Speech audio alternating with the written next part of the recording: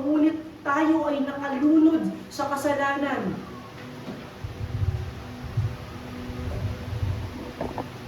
Ini-encourage niya yung kanyang mga disciple na humugot ng pag-ibig para sa kanila doon sa pag-ibig niya para sa kanilang makasalanan din. Sino ang mga disciple ni Kristo? Sila ay mga sinner na naniniwala lamang din sa pangako ng Diyos. At gayon din tayo, mga kapatid. Tayo ay mga sinner na naniniwala lamang sa ating Panginoon. At sa ating kapanahunan, mga kapatid, napakadali ng mahalin ng ibang lahi.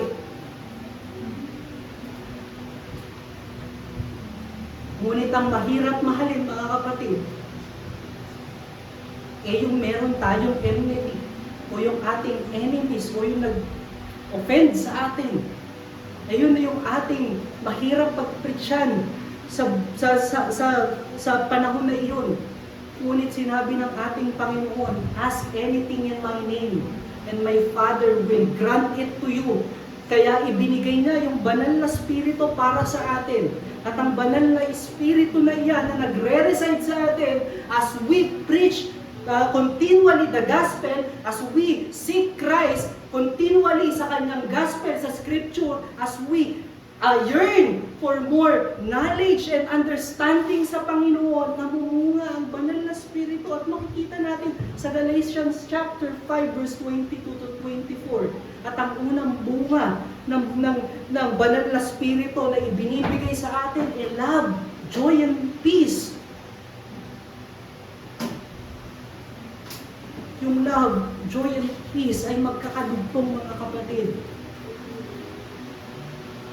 Kung tayo ay may pag-ibig at merong nauunawaan natin yung pag-ibig ni Kristo at tayo ay may kasapatan sa kanyang ibinigay, tayo ay may kapayapaan.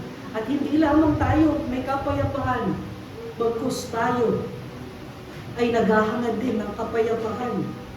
Pwede nating makita dito, mga kapatid, the Lord enabled us to love all kinds of people through His victory on the cross for the sinner's salvation. Ine-enable tayo ng pag-ibig ni Kristo na kanyang ginawa upang tayo ay magkaroon ng kapayapaan sa kanyang Ama at meron tayong kaligayahan doon sa kanyang ibinigay na kaligtasan at pangako.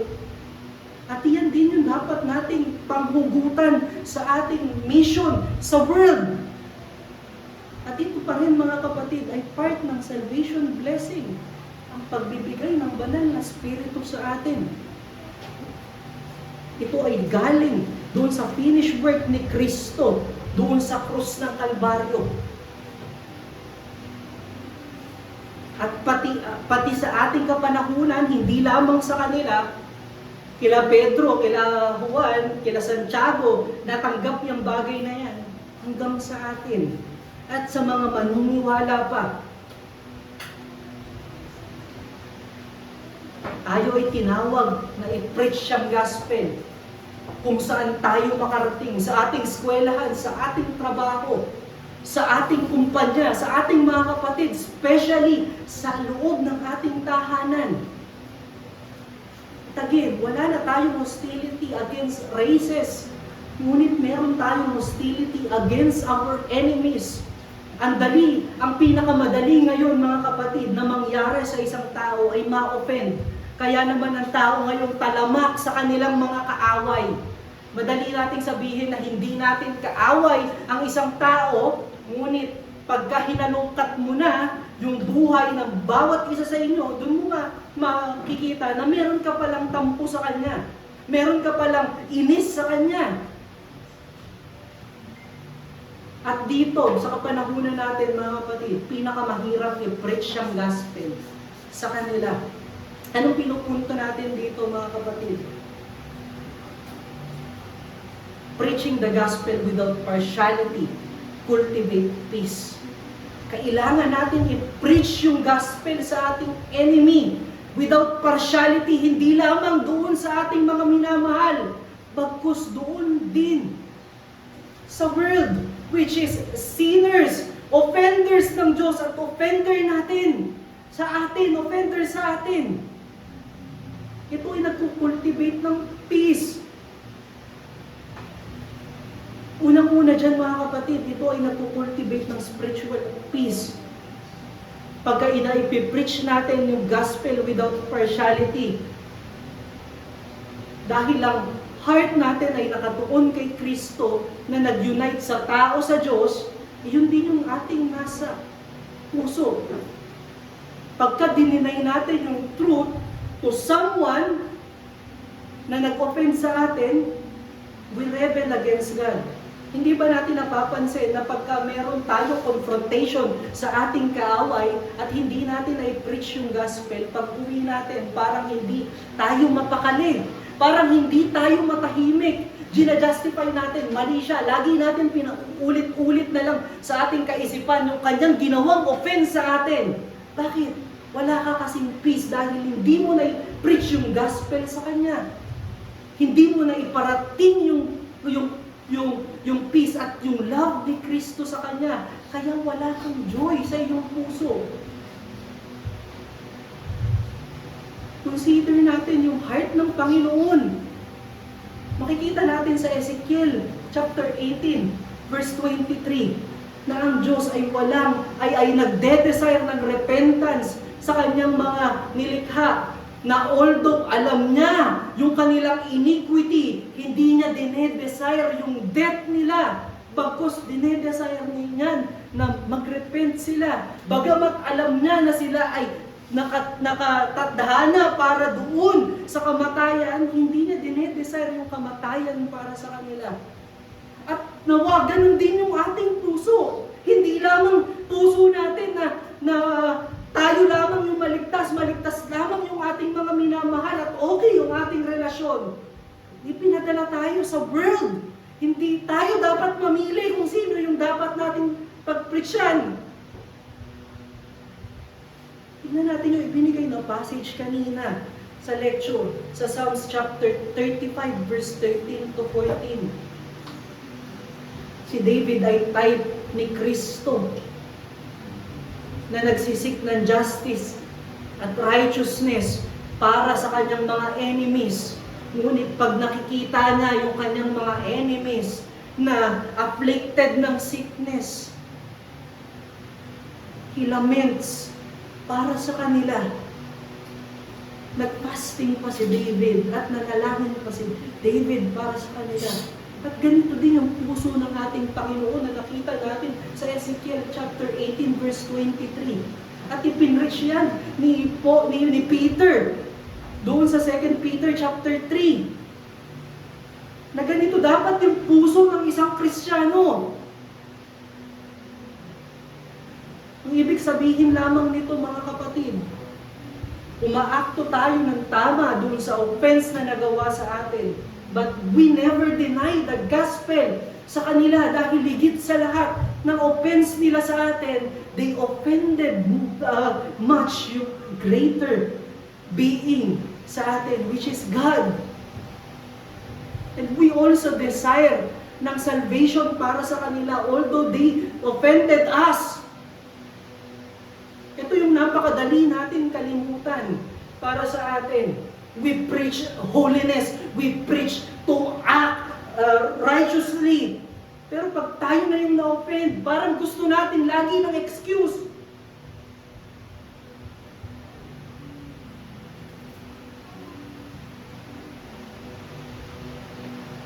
Sometimes we act different from the Lord. Opposite dun sa life na ibinigay niya sa atin. Especially yung pagka yung mga circumstansya sa buhay ay unfavorable sa atin. We deny the gospel to our enemies. We deny the gospel to those hostile towards us. The worst, we pray death for them. Brethren, we are called to preach the gospel to the world, regardless to their race, regardless dun sa relationship natin towards them. Consider Jonah. Nung kinuman siya ng Panginoon, na i-preach yung gospel sa Ninive. Tumakbo siya. Pagkat naniniwala siya, hindi deserve ng mga taga-Ninive. After nilang mag-create ng genocide sa country namin, di nila deserve yung gospel. Pero yung tinuro ni Kristo, o ng Diyos sa kanya, na lahat ng tao ay deserve sa gospel. Pagkat si Jonah ay makasalanan din. Lahat tayo ay makasalanan. Lahat tayo ay offender din.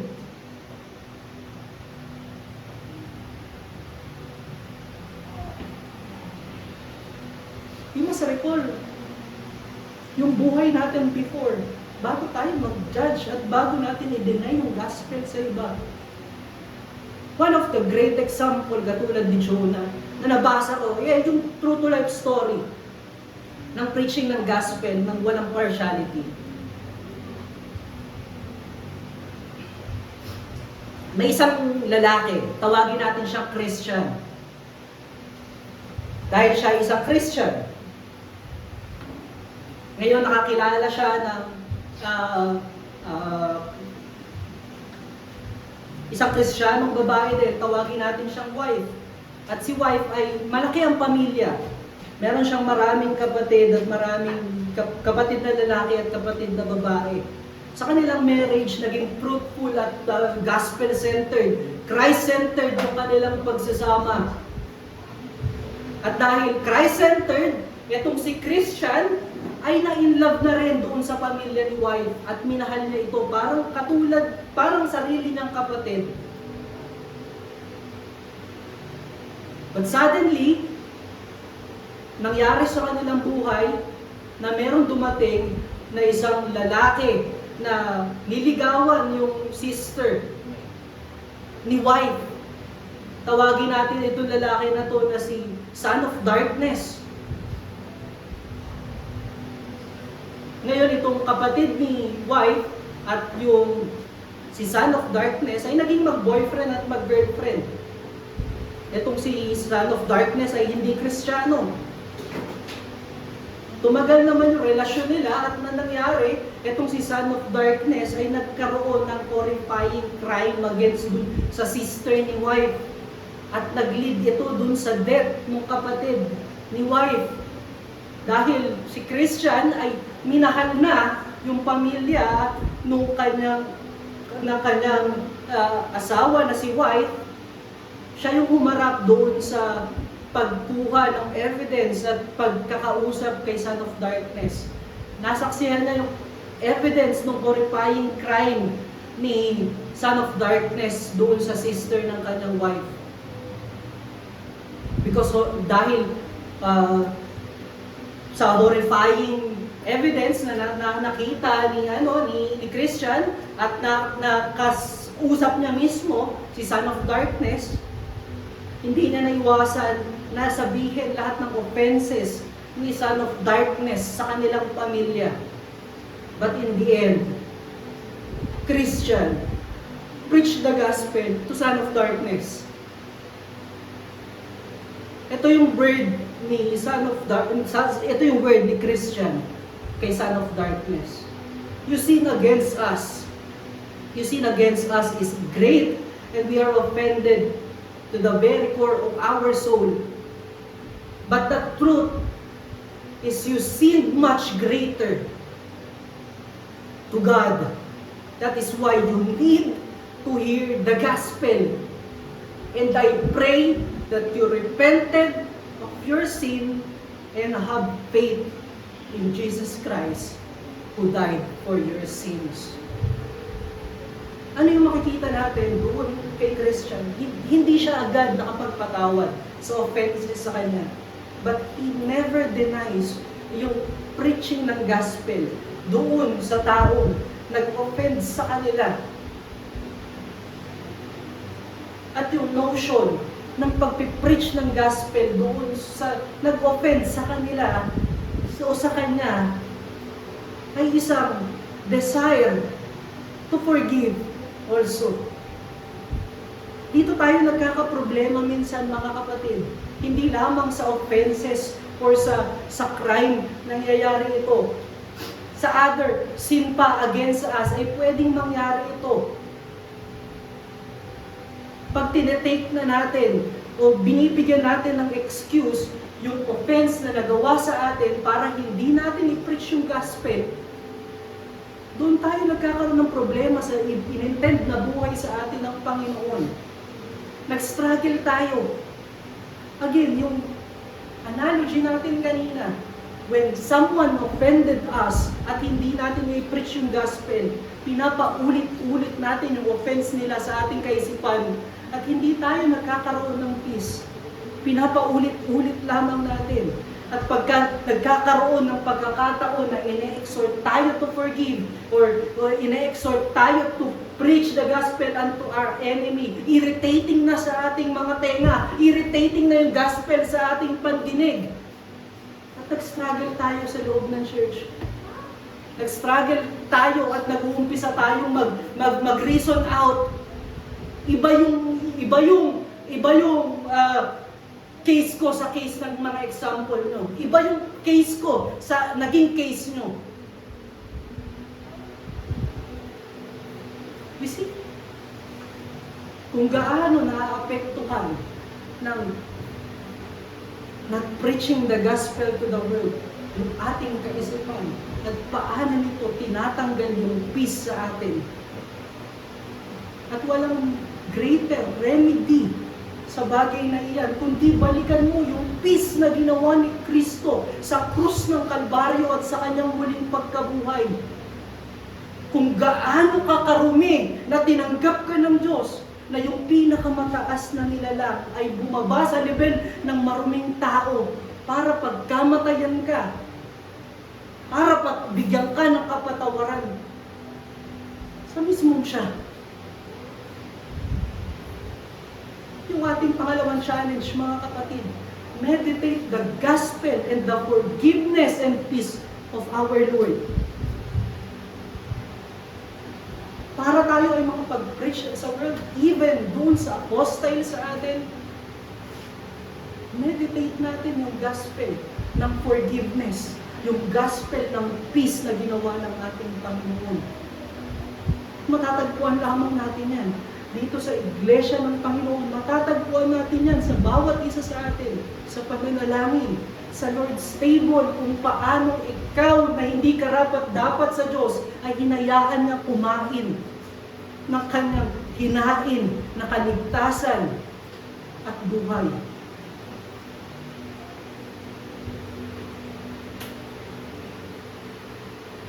At kung ikaw ay wala pang pananampalataya sa Panginoon, kapatid, wala kang assurance sa iyong buhay. At hindi ka kailanman magkakaroon ng peace sa iyong buhay. Dahil hindi ka united sa Diyos, wala kang peace. Dahil ikaw ay rebel against God, wala kang assurance. Kaya naman, kung nais mo na magkaroon ng assurance sa buhay, sa pangako ng Diyos na kabilang ka doon sa i-glorify kasama ni Kristo, ang dapat mong gawin ay panampalatayanan mo na pinagkamatayan ni Kristo lahat ng kasalanan mo sa krus ng Kalbaryo at siya'y muling nabuhay at tinanggap yung biyaya ng kanyang sacrifice upang ibahagi sa iyo. Walang ibang daan, hindi ka maliligtas ng iyong gawa. Again, magiging excuse mo yan at hindi ka rin papatulugin ng bagay na yan. Dahil palaging may kulang, dahil hindi mo nagagawa yung buhay talaga na inintend ng Diyos para sa isang Kristiyano. Para sa ating pagtatapos, mga kapatid, the death and exaltation of the Lord has finished the salvation of every man predestined to salvation. That is why the inevitable participation of every Christian to the work of the Lord is already victorious. All we have to do is take courage and respond to the blessing or to salvation blessing that He has given to us. Napakabuti ng Panginoon na ihibin yung mga bagay na ito ay hindi pala para tulungan siya, ngunit para tulungan pa tayo. Ngayon, ano yung ating respond? Tatanggihan ba natin at sasabihin natin, later na ako mag-preach ng gospel. Later ko nang sasaliksikin si Kristo. Or are we go, o tayo ba ay uuwi at i-meditate yung gospel ng forgiveness at peace ni Kristo at ibabahagi din ito sa inyo. Tayo rin manalangin. Panginoon namin Ama, maraming salamat sa umagang ito na ibinigay mo sa amin upang aming patuloy